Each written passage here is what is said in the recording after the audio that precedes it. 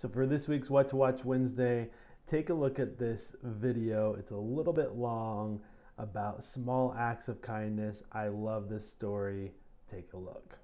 I was in a little cafe sitting at the counter, and two college girls were waiting for a booth when a father and daughter came in. The little girl was maybe about 4, dressed head to toe like a Disney princess, complete with the tiara. And while they were waiting, the college girls knelt down and asked, "Are you Sleeping Beauty?"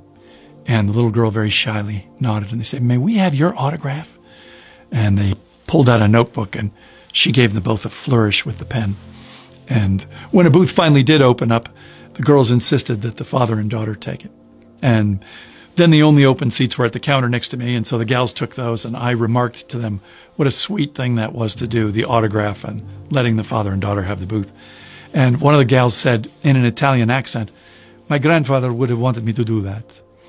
And I said, "Yeah, what's the story there?" And she said that her grandfather had been a little boy in Italy during World War II. And after the war, one of the American GIs that had been stationed near their village was sort of famous for all the little courtesies that he would perform for the villagers.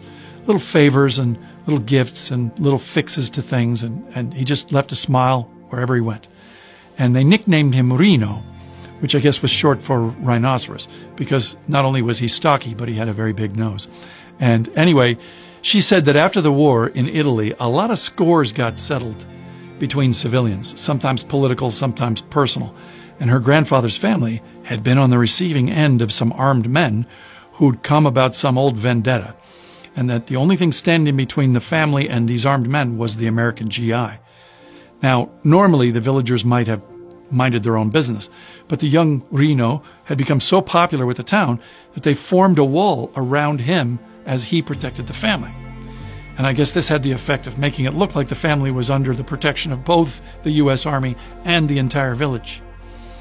And the young woman that told me this story said that her grandfather believed that what had saved the family was what he called l'eco de piccole gentilezze, the echo of small kindnesses.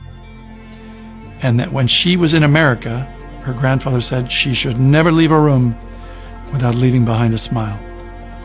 And while we were talking, she had been diligently folding this little piece of paper to leave behind one more.